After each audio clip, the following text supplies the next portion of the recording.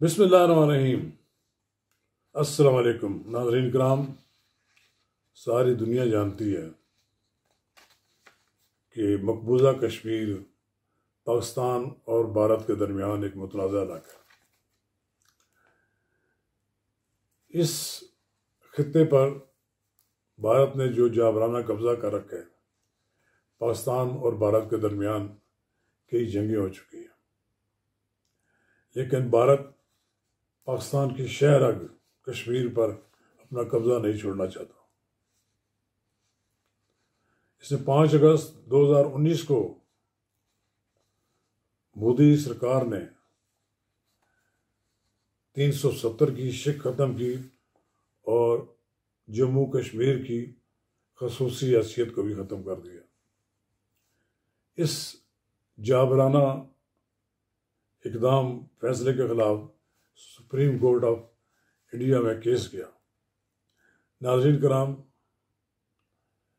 Supreme court of India نے مودی سرکار کے حق میں فیصلہ دے دیا۔ ہم اس موضوع پر آپ کے ساتھ گفتگو کریں گے۔ قبل اس کا آگے بڑھیں، اگر آپ نے میرا یوٹیوب چینل نواز رضا کے ساتھ اب تک سبسکرائب نہیں کیا تو برائے کرم اسے فوری طور پر سبسکرائب کریں، لائک کریں اور احباب کے ساتھ شیئر کریں، اور آئیکن کا وہ بٹن دبانا نہ بھولیے کہ جب ہم ویڈیو لوڈ کریں تو سب سے پہلے آپ کو اطلاع ملے۔ ناظرین کرام، ایک ڈھونگ تھا، ایسے انڈیا نے 370 کی شکر رکھ کر عارضی اس میں داخلی خود مختاری دی تھی برائے نامزی کشمیر کو، لیکن عملاً بھارت کا وہاں کنٹرول زیادہ تھا ہر چیز پر۔ اب انہوں نے یہ فیصلہ کیا کہ وہاں پر مسلمان آبادی کو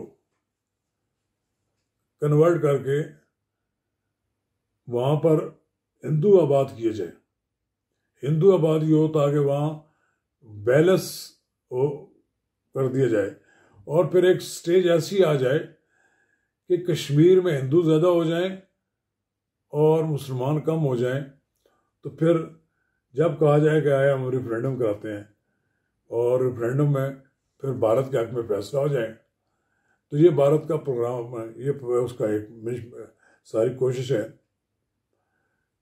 ساری کشمیری قیادت ساری زندگی لڑتی رہی، لیکن اسے یہ آزادی دیکھنی نصیب نہ آئی۔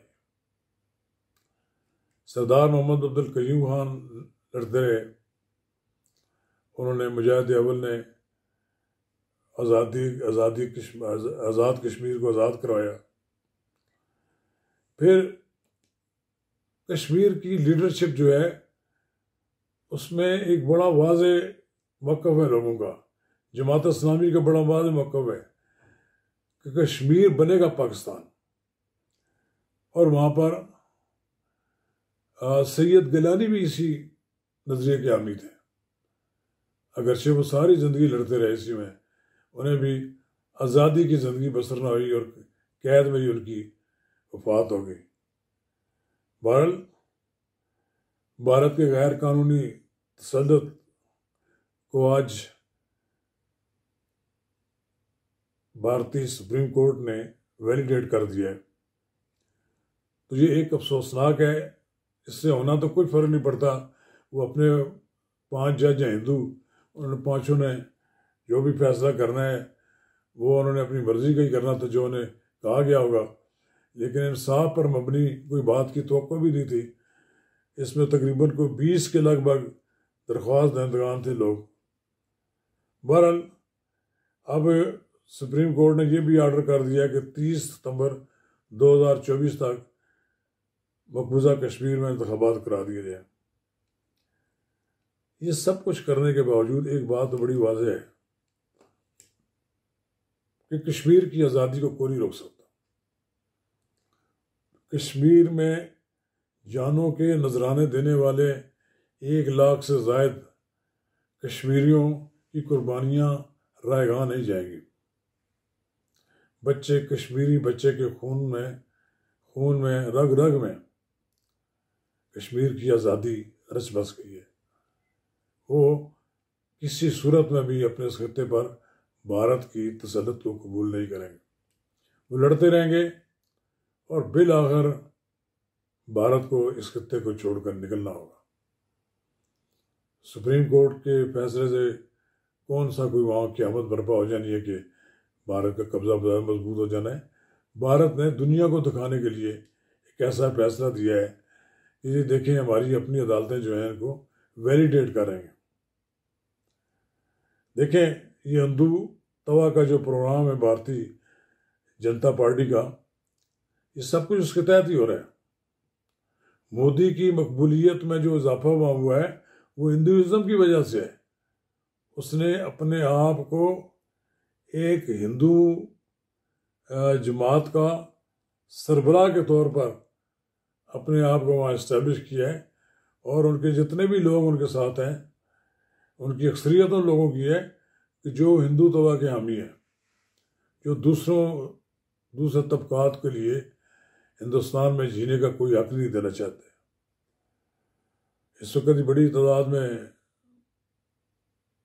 کشمیری لیڈرشپ، محبوبہ مفتی، عمر عبداللہ اور یہ دوسرے لوگ، شیخ عبداللہ اگر اس زمانے میں کاش کے مان لیتے بات قائد اعظم کی اور کھل کر ساتھ دیتے تو شاید قبضہ نہ ہوتا.